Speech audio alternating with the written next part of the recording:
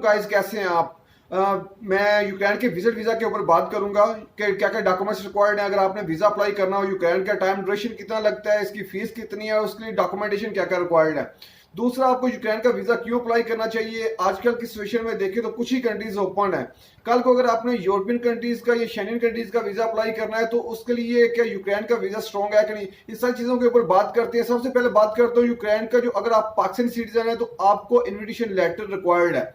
Invitation letter mean कि पूरा invitation किसी टूरिज्म एजेंसी से इनविटेशन आपने मंगवाना है। उसके में क्या क्या चीजें इंक्लूड होंगी, उसमें उस जो टूरिज्म एजेंसी है वो उसका लाइसेंस इंक्लूड होगा, उसकी कॉपी इंक्लूड होगी, उसके साथ साथ ट्रैवल इंश्योरेंस इंक्लूड होगी, उसके साथ कोविड की इंश्योरेंस इंक्लूड होगी और होटल वाउचर होगा और साथ में होटल बुकिंग होगी। साथ में ये सारे डॉक्यूमेंट्स होंगे और साथ में बैंक गारंटी होगी आपकी जो 20,000 यूरो की होगी। ये सारी जो चीजें हैं ये आपको डीएचएल के थ्रू यूक्रेन से आएंगी आपको और ओरिजिनल डॉक्यूमेंट्स आपने सबमिट करवाने हैं। तो ये अगर आपने इनविटेशन मंगवाना हो तो कैसे मंगवाएं, तो देखिए अगर आपने यूक्रेन का इनविटेशन मंगवाना है तो इनविटेशन आप वहां से टूरिज्म एजेंसी से कांटेक्ट करें। काफ़ी टूरिज्म एजेंसीज हैं और आप सर्च कर सकते हैं खुद भी इंटरनेट के काफ़ी इंटरनेट से भी और देख सकते हैं जो ऑथेंटिक टूरिज्म एजेंसी है। उससे मैं डिस्क्रिप्शन में एक टूरिज्म एजेंसी का लिंक दूंगा, आप उसके ऊपर भी देख सकते हैं क्योंकि मैं मोस्टली उसी से मंगवाता हूँ। तो जो इसकी फीस अगर यूएई से अगर देखें तो यूएई से जो इसकी फीस है वो आती है 170 यूएस डॉलर्स की फीस है। तो जो रेट होगा उसी रेट को अगर कन्वर्ट करें तो 640 से 650 दिरहम बनते हैं। तो ये तो हो गया, ये डीएचएल की फीस भी इसमें इंक्लूड है। 4 to 5 6 डेज के अंदर अंदर डीएचएल के थ्रू वो आपको भेज देंगे सारे डॉक्यूमेंट्स, जो voucher tourism invitation voucher everything जो डॉक्यूमेंट्स होंगे।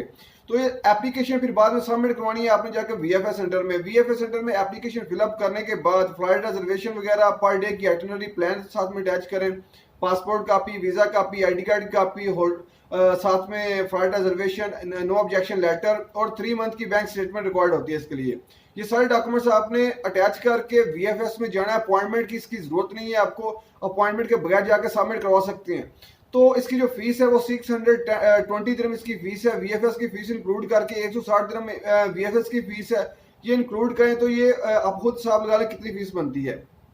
ये 780 दिरहम तक बन जाती है ये, और साथ में इनविटेशन की फीस मिला के ये अराउंड आप देख लें कितना एक्सपेंस बनता है। तो ये इसका टूरिज्म की बात करो तो ये इसका वीजा होगा dated visa. Dated visa mean कि जितने दिन का वीजा आपने अप्लाई करना है सिर्फ उतने दिन का ही वीजा ये इशू करेंगे। और इसके जो टाइम ड्यूरेशन है, अगर टाइम ड्यूरेशन देखें तो यूएई से ये 2 वीक्स के अंदर अंदर इसका रिजल्ट आ जाता है। मैक्सिमम 10 to 12 डेज के अंदर अंदर वो आपको पासपोर्ट आपका रिटर्न करके भेज देते हैं। अगर रिफ्यूजल है या आपका अप्रूव्ड वीजा है तो स्टिकर लगा के आपके पासपोर्ट, ये स्टैंप नहीं लगाएंगे आपके पासपोर्ट के ऊपर अगर आपका वीजा रिफ्यूज हो जाता है तो। देखिए अगर आपने तुर्की का वीजा अप्लाई किया है और साथ में आप अगर आपका टूरिज्म का प्लान है या आप ट्रैवल हिस्ट्री बनाना चाहते हैं तो साथ में आप 2 कंट्रीज का ट्रैवल कर सकते हैं। एक तो तुर्की जा रहे हैं, तुर्की में या तो आप बोस्निया का वीजा एक साथ अप्लाई कर लें या आप यूक्रेन का कर लें, क्योंकि मोस्टली जो रशियन स्टेट्स थी ये सोवियत के पार्ट थे जो पहले, इनकी क्या है कि डेटेड वीजा है। सर्बिया का भी डेटेड वीजा होता है, बोस्निया का डेटेड वीजा है, यूक्रेन का डेटेड वीजा है, मोल्दोवा का, उसके अलावा रशिया का करें, ये सब मोस्टली डेटेड वीजे होते हैं। बेलारूस है, जितने दिन का हमने प्लान देना है उतने दिन का ही ये वीजा हमें प्रोवाइड करेंगे। तो ये डॉक्यूमेंट इंटरव्यू इसका नहीं होगा और ये डॉक्यूमेंटेशन है। अगर आपका जो इनविटेशन जिस कंपनी का आपको आया टूरिज्म का, अगर आपका पर्पस क्लियर है तो आपको वीजा मिल जाता है इसकी, क्योंकि इसका वीजा ही इनविटेशन के ऊपर होता है। वाइट पासपोर्ट भी है अगर आपका तो वाइट पासपोर्ट के ऊपर भी आपको वो वीजा दे देंगे। देखें अगर जब आपने वहां पे वीजा मिल गया आपको, आपने जाना है वहां पे, जब आप जाते हैं वहां पे तो जो इनविटेशन भेज रहा है बंदा आपको या जो टूरिज्म एजेंसी आपको इनविटेशन भेज रही है तो उसका बंदा आपको रिसीव करने के ऊपर एयरपोर्ट के ऊपर आया हो, तो जब वहां पे जाते, क्योंकि ये एंट्री वहां की थोड़ी सी डिफिकल्ट होती है, अगर रोकते भी हैं तो आप उनको बता सकते हैं जी मुझे जो मैंने होटल बुक किया है या जिससे मैंने इनविटेशन लेटर मंगवाया है तो ये वो बंदा मुझे बाहर एयरपोर्ट के ऊपर रिसीव करने के लिए आया हुआ है। तो ये सारी चीज़ें जो है वो साथ में आपको याद करनी पड़ेंगी और जो साथ में अगर हो सके तो टूर गाइड हायर कर लें। ये सारे प्लस पॉइंट होती हैं एंट्री लेने के लिए किसी भी कंट्री के लिए। अगर आप किसी कंट्री में जा रहे हैं, आपको उस कंट्री का ट्रैवल प्लान आता है कि पर डे में आपकी एक्टिविटीज क्या हैं। उसके अलावा क्योंकि उन्होंने वहाँ वहाँ पे जाके ये जब वो क्वेश्चन करते हैं तो यही क्वेश्चन होते हैं कि आपका पर्पस यहाँ पे क्या है, आपको कोई रिसीव करने के लिए आया कि नहीं, कि आपको प्लेसेस का पता नहीं तो कैसे आप घूमेंगे। तो ये टूर गाइड हायर किया हो, उसके अलावा अगर आपको कोई रिसीव करने के लिए बाहर आया हो, तो ये सारी चीज़ें प्लस पॉइंट में होती है, तो ये एंट्री वगैरह मिल जाती है। तो सारी अगर आपने कल को शेंगन का वीज़ा अप्लाई करें तो ये बहुत हेल्पफुल होगा आपका, क्योंकि इसका स्ट्रॉन्ग वीज़ा है बड़ा यूक्रेन का। लेकिन मोस्टली लोग ट्रैवल क्यों नहीं करते, क्योंकि इसका एक तो एंट्री का थोड़ा इशू होता है और दूसरा इसका वीज़ा एक्सपेंसिव होता है।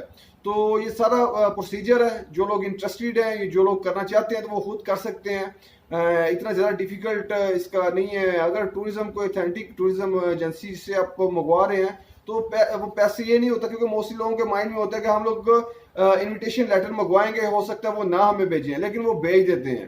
तो ये है कि आप वीज़ा अप्लाई करना चाहते हैं तो आप वीज़ा अप्लाई कर सकते हैं।